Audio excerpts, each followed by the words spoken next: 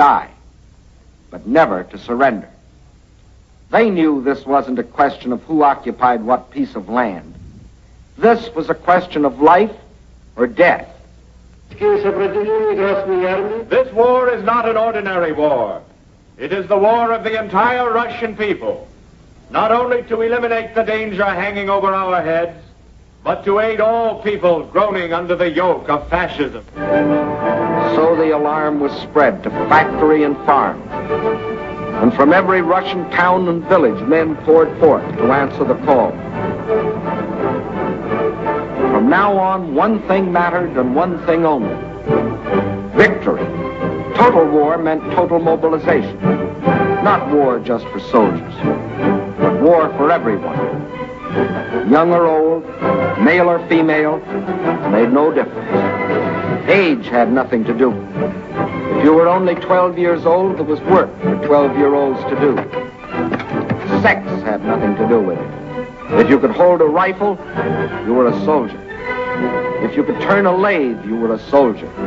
If you could harvest the fields, you were a soldier. If you could handle a locomotive or pilot a ship or guide a tractor, you were still a soldier. For everything you did was part of that total war. Nothing that the enemy could use was left behind.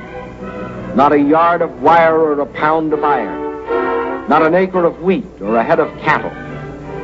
And the old men stood watch over the fields, ready to give the word to burn at the first sight of the enemy. Scorched earth.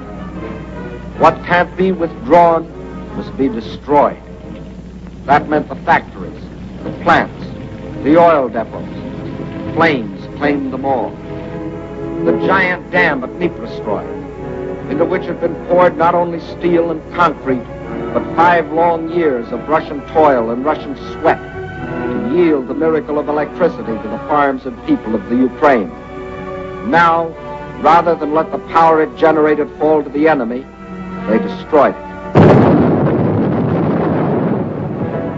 Scorched earth, the land they had lived on and worked on, their forests, their fields, their farms.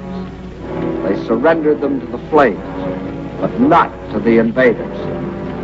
That was the scorched earth. And for action behind the German lines, a new army was formed. An army without uniforms, whose home was the forest, and whose front was the enemy's rear. A guerrilla army. A minimum of glory and a maximum of determination. Their achievements were seldom recorded. Look well at these faces. You will never see them again in the ranks of war prisoners or read their names over heroes' graves. Ahead of them lay nothing but the rope and the halter, but they stayed behind and went on fighting. Their only goal was merciless destruction. Destruction of communication lines, supplies, the invaders themselves. Their weapons were dynamite and the terror of surprise.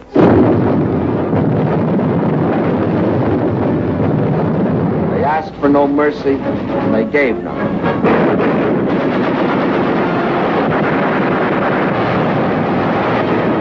This is the guerrilla army. This, the scorched earth. This, the Red Army. These, its leaders. These are the reasons why, although the Germans conquered land, 500,000 square miles of it, it was just land, barren land, scorched land. These are the reasons why, after 5.5 months of blitz warfare, after coming within sight of their goal, the Germans were stopped at the very gates of Moscow. These are the reasons why, although Hitler had sworn that before December the swastika would fly from the Kremlin towers, December had come, but it wasn't the swastika that flew over the Russian capital. And it wasn't the Nazi conquerors who marched through the streets of the ancient city, but fresh reserves of the Red Army.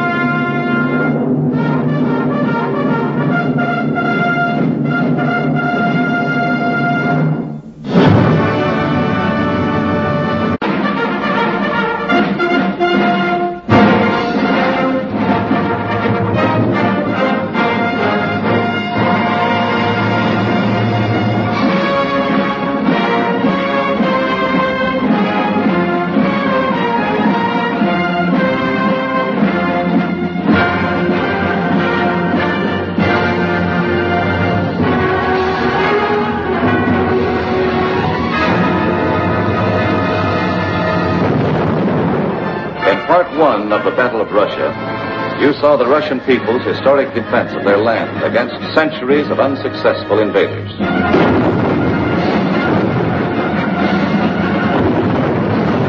You also saw how after 5.5 months of Nazi blitz, the Russians stopped Hitler at the very gates of Moscow, and how, in spite of Hitler's prediction that by December of 1941, the swastika would fly over the Kremlin towers. December had come, but it wasn't the swastika that flew over the Russian capital, and it wasn't the Nazi conquerors who marched through the streets of the ancient city, but fresh reserves of the Red Army on their way to reinforce and relieve the front lines.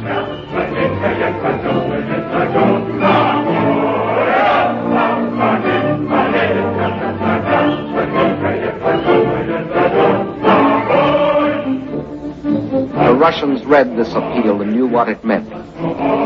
They remembered that in their past history, the time always came when they could turn and strike back. The time had come. Their old ally, the Russian winter, had carpeted the Russian land.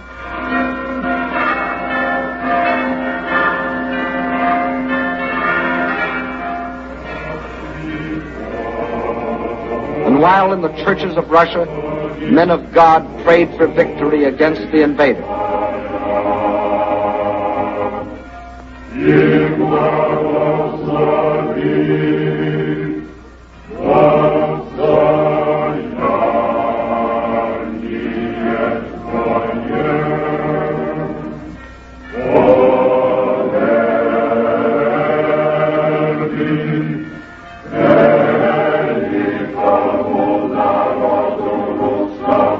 in the front lines, the men of the Red Army listened to the long-awaited order of the day. The whole world is looking to you to destroy the German hordes. The war you are fighting is a war of liberation, a just war. Death to the German invaders. Fighter command ready. Bomber command ready. Parachutists ready. Artillery in position. Tanks manned. Cavalry in position.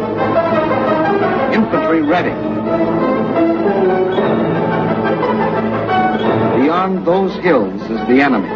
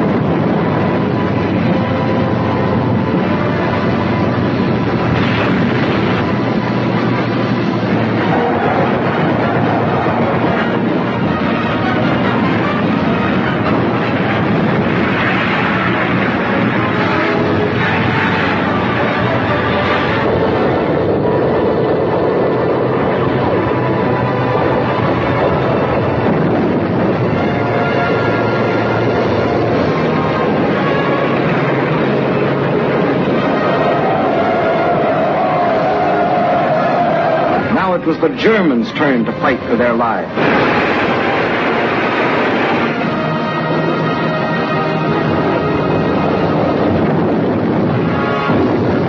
Now, for the first time, it was the German army that retreated.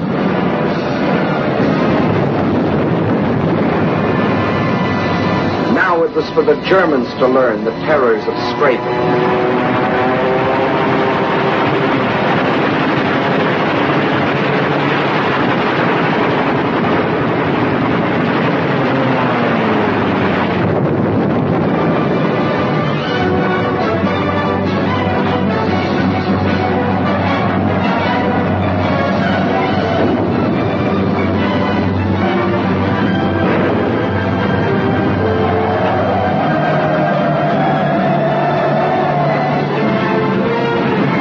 Village after village, town after town, on the Red Army swept through the country which for days and weeks had been under the invaders' yoke.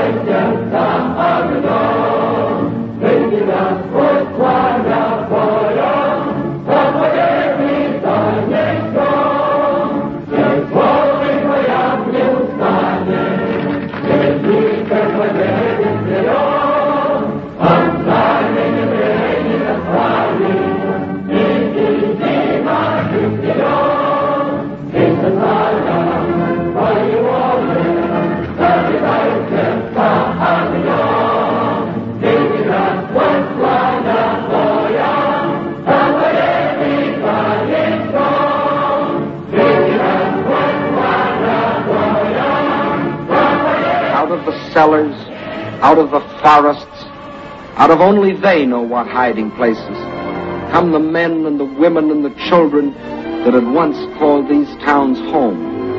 Soldiers and guerrillas find wives and mothers. Friends are reunited. There is thanksgiving in their streets, thanksgiving in their hearts. But there is also something else, something they will never forget, their ruined homes. The shattered towns they once had known as thriving and prosperous communities. They stand gutted now, ghostly relics of what they once had been.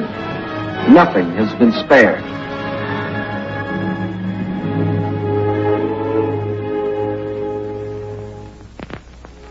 This was a museum, the former home of Peter Tchaikovsky, a man who wrote music for Russia. Music that sought the heart of his own people. And because it found that heart, it found the hearts of people everywhere. His piano concerto.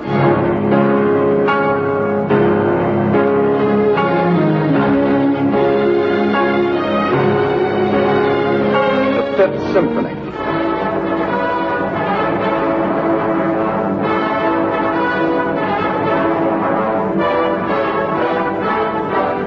The Sixth Symphony.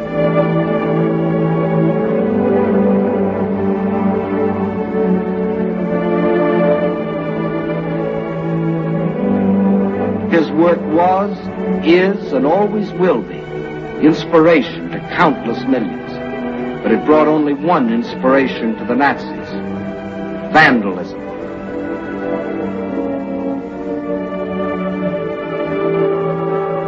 And this was the home of Leo Tolstoy, the author of the immortal novel, War and Peace.